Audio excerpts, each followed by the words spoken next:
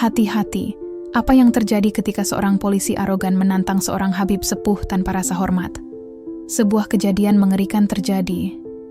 Tiba-tiba, polisi itu berperilaku aneh, menggonggong seperti anjing. Apakah ini kebetulan atau azab yang nyata? Saksikan kisah lengkapnya hanya di Pena Story. Assalamualaikum warahmatullahi wabarakatuh. Selamat datang di Pena Story, channel yang menghadirkan kisah-kisah penuh hikmah, ketegangan, dan kejadian luar biasa yang bisa menjadi pelajaran hidup bagi kita semua. Sebelum kita mulai, jangan lupa subscribe, tekan tombol like, dan nyalakan lonceng notifikasi agar kalian tidak ketinggalan cerita terbaru dari kami. Jangan lupa tuliskan sholawat di kolom komentar dan sebutkan asal kota kalian agar kita semua mendapat keberkahan dari kisah ini. Langsung saja kita masuk ke cerita Bismillah. Episode 1. Langit suram di Pasar Tua. Hujan baru saja reda ketika suasana Pasar Legi, Ngawi, kembali hidup. Pedagang sibuk menggelar dagangan, sementara pembeli berdesakan di lorong-lorong sempit. Di sudut pasar, sebuah warung kopi sederhana menjadi tempat berkumpul warga. Di sana duduk seorang lelaki tua berjubah hijau dan bersorban putih. Wajahnya meneduhkan, matanya tajam namun penuh kebijaksanaan. Dialah Habib Mahfudz, ulama sepuh yang dihormati di kota itu. Tak hanya warga biasa, banyak tokoh masyarakat dan aparat datang kepadanya untuk meminta nasihat. "Ngapunten, Bib, mungkin jenengan mau tambah kopi?" tanya Pak Rudi, pemilik warung. "Matur nuwun, Pak Rudi. Cukup ini saja, kesehatan harus dijaga," jawab Habib Mahfudz dengan senyum teduh. Tiba-tiba, suara siren meraung di depan pasar. Sebuah mobil patroli polisi berhenti kasar di tepi jalan, membuat pedagang terkejut. Dua polisi turun dengan langkah kasar. Salah satunya adalah Aibda Surya, sosok yang dikenal angkuh dan semena-mena. "Siapa yang parkir sembarangan di sini?" bentaknya, menunjuk beberapa motor di pinggir jalan. Warga diam. Mereka tahu berurusan dengan Surya adalah bencana. Tanpa banyak bicara, dia menendang sebuah motor hingga jatuh berdebam. Seorang pedagang buah, Pak Kasan, buru-buru menghampiri. "Maaf, Pak, itu motor saya. Saya akan pindahkan," ucapnya ketakutan. Namun Surya justru mendorong tubuh Pak Kasan hingga hampir tersungkur. "Lain kali pakai otak, jangan bikin macet," teriaknya kasar. Suasana semakin tegang. Banyak warga mulai geram, tetapi tak ada yang berani melawan. Di sudut warung, Habib Mahfudz menghela napas, lalu berdiri. "Masya Allah. Kenapa harus kasar begitu, Nak?" ucapnya lembut namun tegas. Surya menoleh dengan tatapan tajam. "Bukan urusanmu, orang tua. Jangan ikut campur." Beberapa warga menahan napas. Mereka tahu ini bisa berakhir buruk. Namun mereka juga tahu Habib Mahfudz bukan orang biasa. Dari kejauhan, seorang pria bertubuh tegap yang sejak tadi duduk diam di warung memperhatikan kejadian ini. Tatapan matanya tajam dan penuh perhitungan. Tak ada yang tahu, pria itu adalah seorang mantan prajurit Kopassus bernama Pak Satrio. Dan tanpa ada yang menyadari, badai sesungguhnya baru saja dimulai. Episode 2. Amarah yang ditahan. Sorot mata, Aibda Surya penuh emosi. Dia tidak suka ada orang yang berani menegurnya, apalagi di depan umum. Ditambah lagi, yang menegurnya kali ini adalah seorang habib sepuh yang dihormati banyak orang. "Dengar ya, orang tua." Surya mendekat, menunjuk wajah Habib Mahfudz. "Saya ini aparat. Saya berhak menertibkan jalan. Jangan sok suci di sini."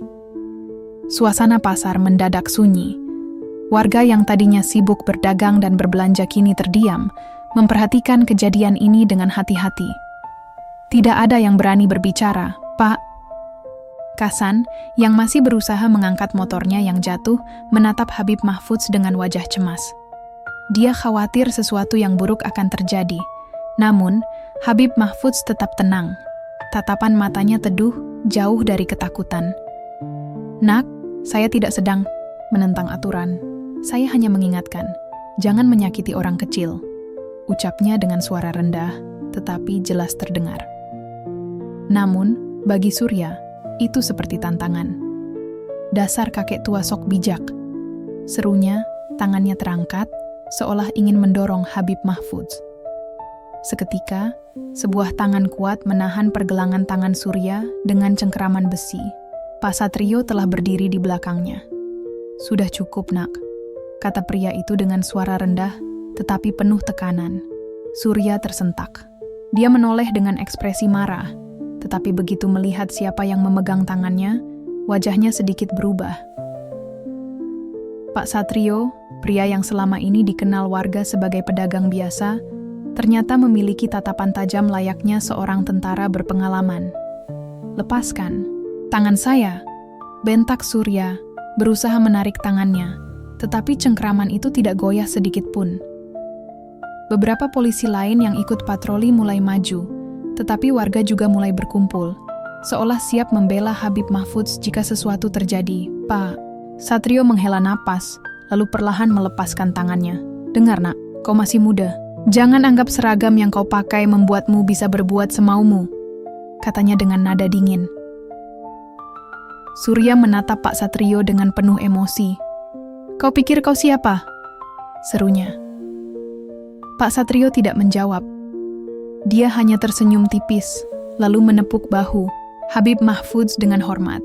"Bib, ayo kita pergi dari sini. Tak ada gunanya berdebat dengan orang seperti ini." Habib Mahfudz mengangguk, lalu berjalan perlahan meninggalkan tempat itu. Namun, dalam hati Aibda Surya, dendam telah tumbuh. Dia tidak akan melupakan penghinaan ini. Dan dia bertekad akan membuat orang-orang itu membayar mahal.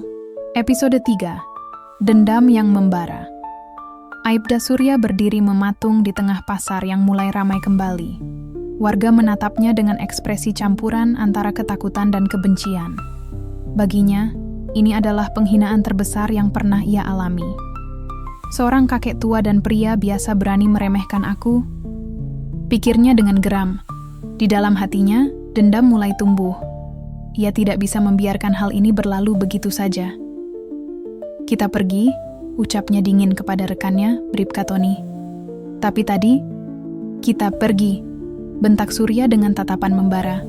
Tanpa banyak bicara, mereka masuk kembali ke mobil patroli dan melaju kencang meninggalkan pasar. Namun, Surya telah memutuskan sesuatu. Malam ini, dia akan memberi pelajaran kepada Habib Mahfudz dan pria misterius itu. Sementara itu, di rumah sederhana, Habib Mahfudz suasana jauh lebih tenang. Beliau duduk bersila di ruang tamu, ditemani oleh beberapa santri dan tamu istimewa, Pak Satrio. "Terima kasih, Nak Satrio. Tadi kalau bukan karena panjenengan, mungkin saya sudah kena tangan si Surya itu." "Jangan bilang begitu, Bib. Saya hanya tidak suka melihat ketidakadilan," jawab Pak Satrio. Sorot matanya tetap tajam. Para santri mengangguk setuju. Semua orang di kota tahu, Habib Mahfudz adalah sosok yang dihormati, tetapi juga sering menjadi sasaran orang-orang yang tidak suka dengan dakwahnya.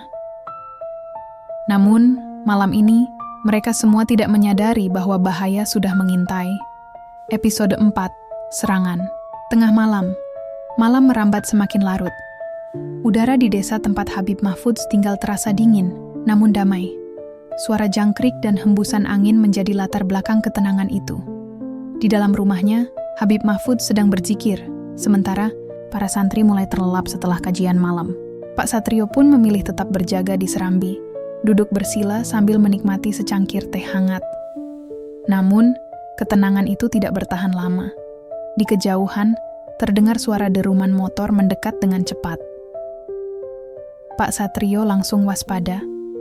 Dia mengenali pola suara itu bukan sekadar orang yang kebetulan lewat. Ada niat buruk di balik kedatangan mereka.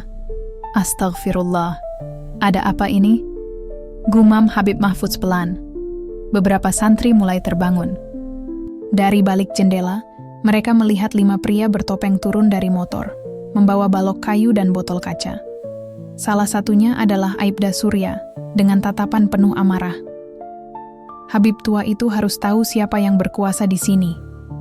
Desisnya pelan, sebelum mengangkat tangannya memberi isyarat kepada anak buahnya.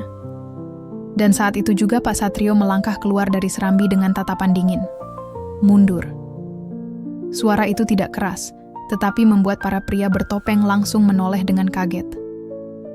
Surya menyipitkan mata, baru menyadari bahwa pria ini bukan orang biasa. "Oh, kau lagi?"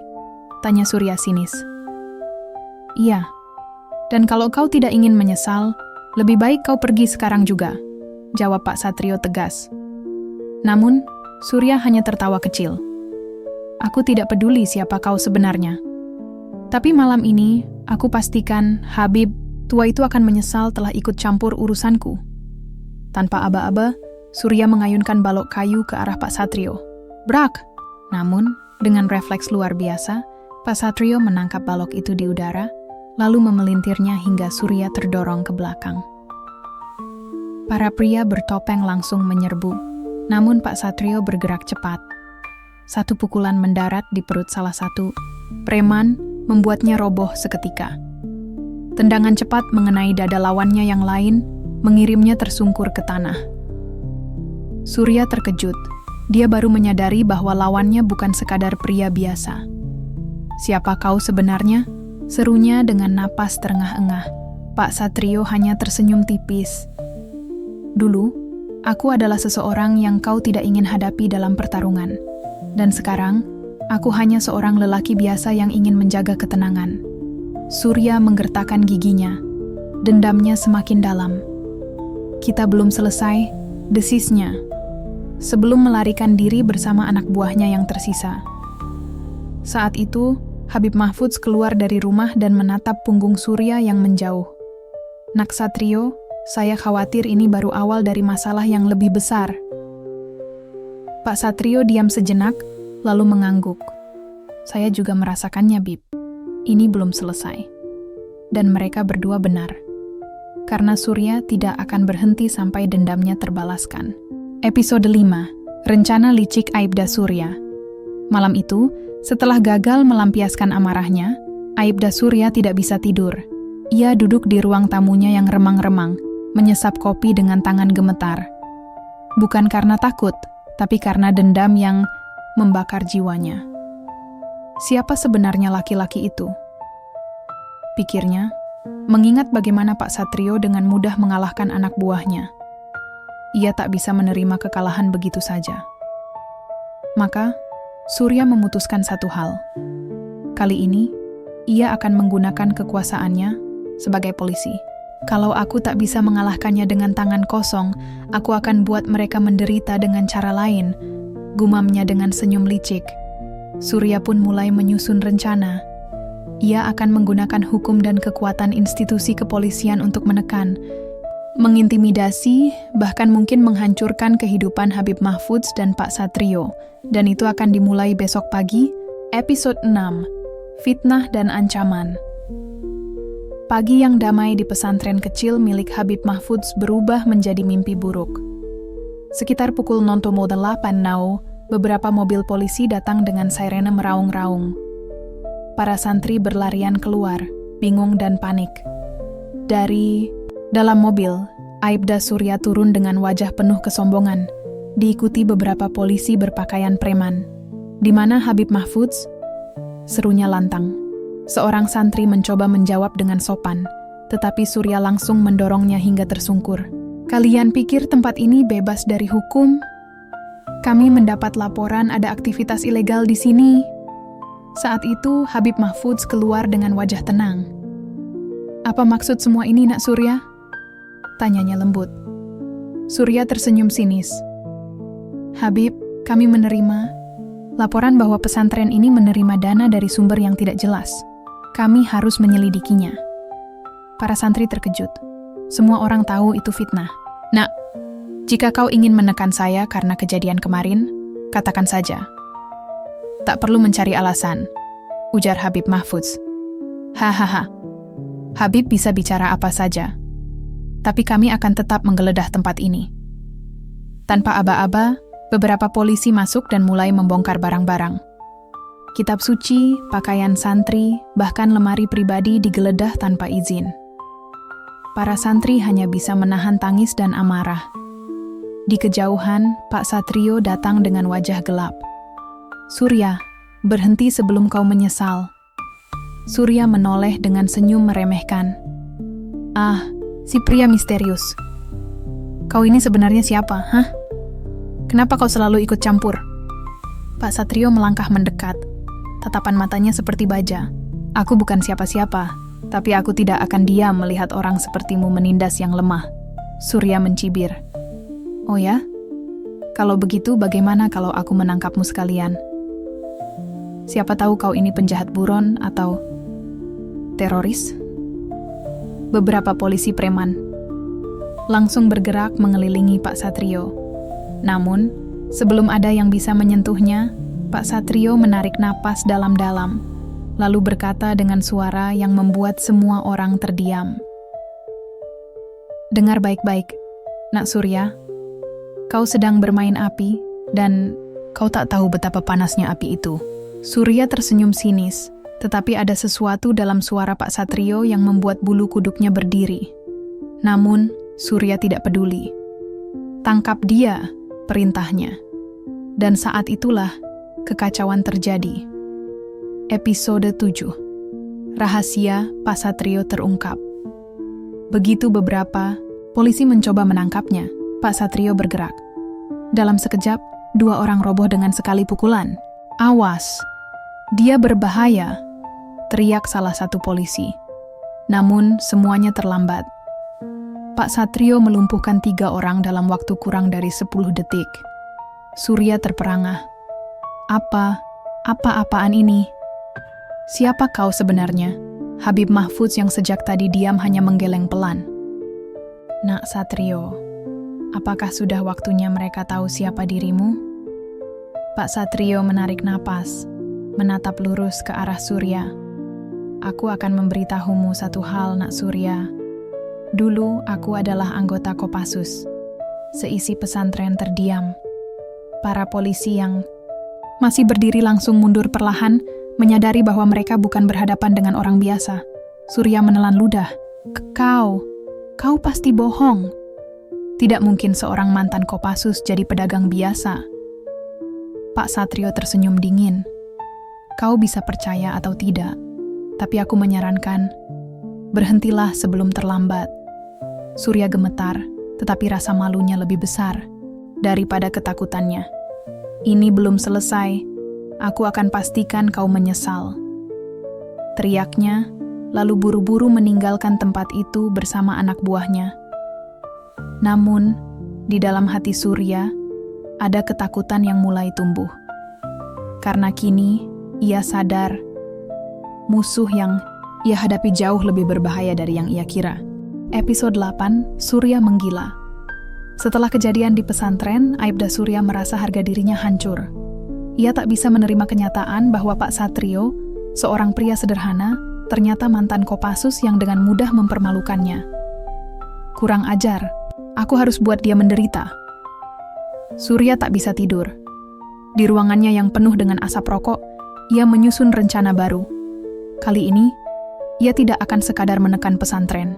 Kalau tidak bisa menyerangnya langsung, aku akan membuatnya dicari hukum. Malam itu, Surya memanggil 2 orang bawahannya yang terkenal licik, Bribka Herman dan Brigadir Tony.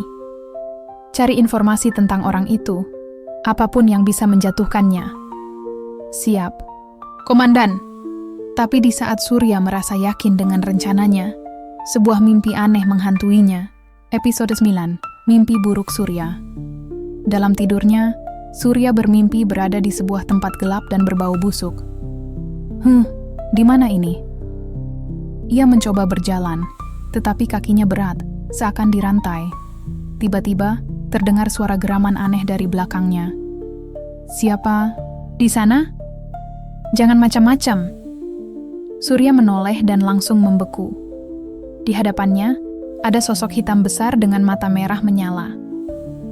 Sosok itu memiliki wajah yang samar, tapi Surya bisa merasakan kebencian mendalam terpancar darinya. "Kau telah berbuat zalim. Kau akan menerima balasannya." Surya ingin berteriak, tapi suaranya tercekat. Tiba-tiba sosok itu melompat dan menerkamnya. "Ara!" Surya terbangun dengan napas memburu. Keringat dingin membanjiri tubuhnya, tangannya gemetar.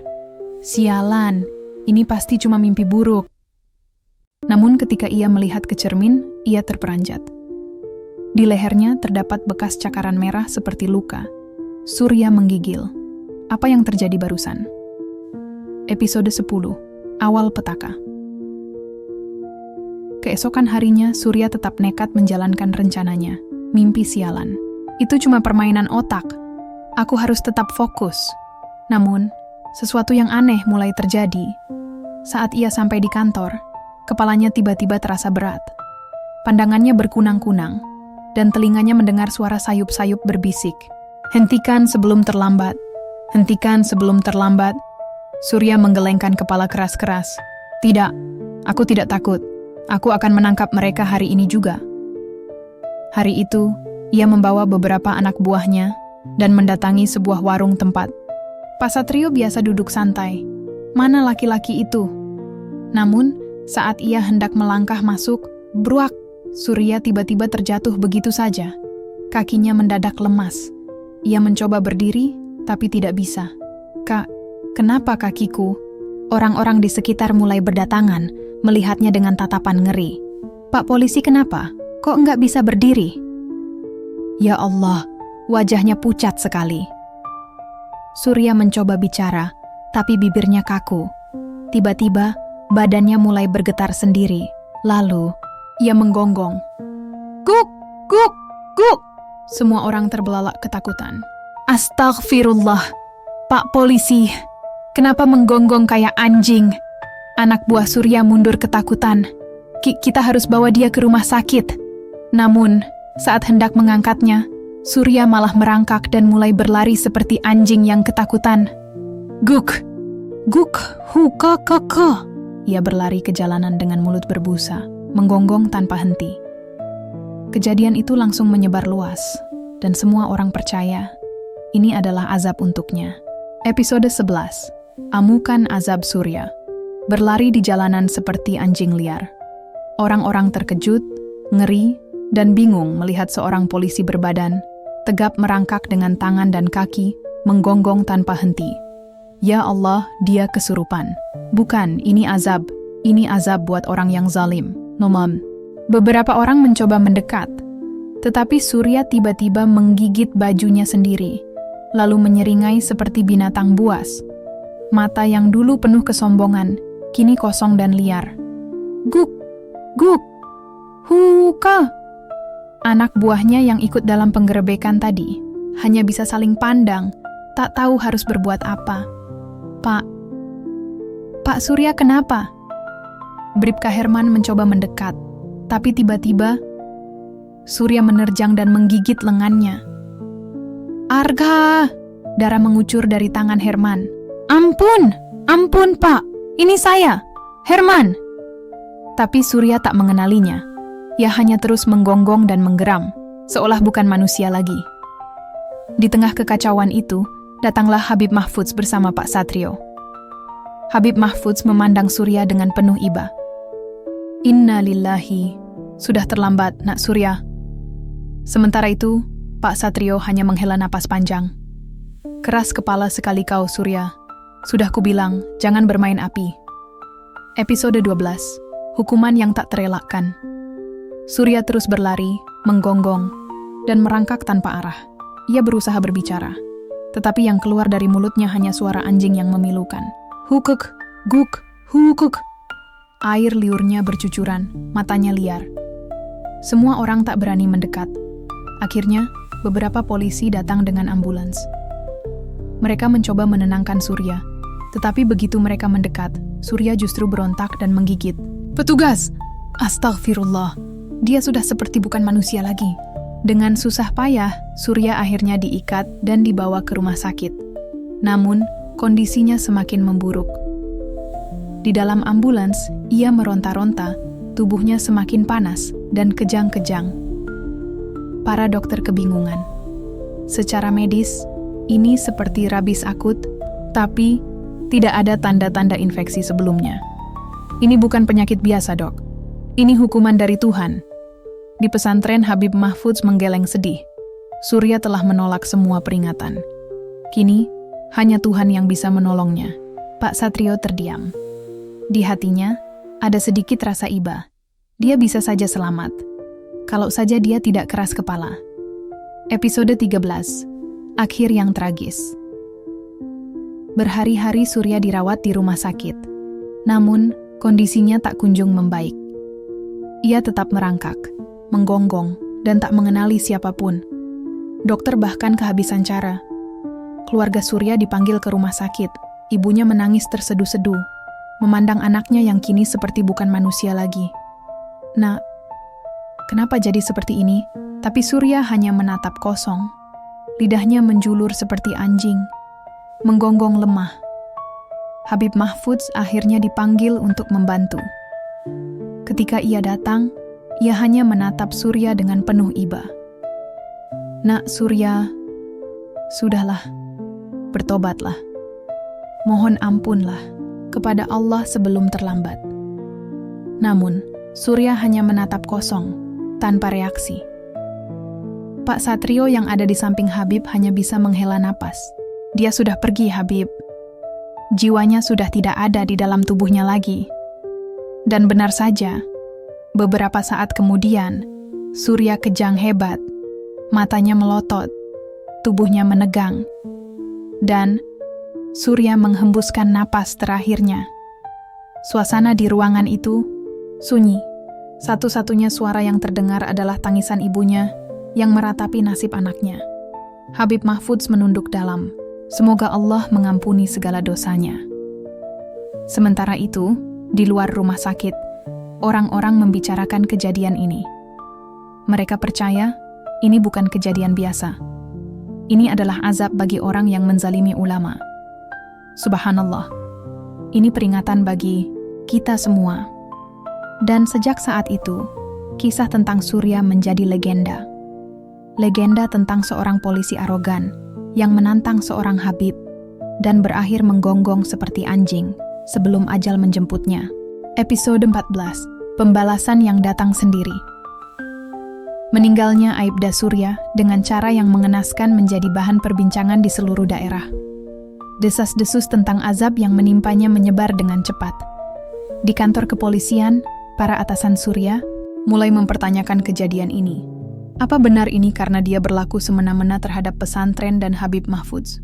Beberapa polisi yang dulu ikut bersamanya mulai ketakutan. Bribka Herman dan Brigadir Tony, dua anak buah Surya yang paling setia, menyimpan rahasia besar. Sebenarnya mereka tahu bahwa Surya memiliki niat jahat terhadap pesantren dan Pak Satrio. Namun, mereka tak berani membocorkannya. Kalau kita ngaku, bisa-bisa kita juga kena azab. Namun, tanpa mereka sadari, hukum karma tetap berjalan. Malam itu, saat mereka sedang patroli, mobil mereka tiba-tiba mogok di tengah jalanan sepi.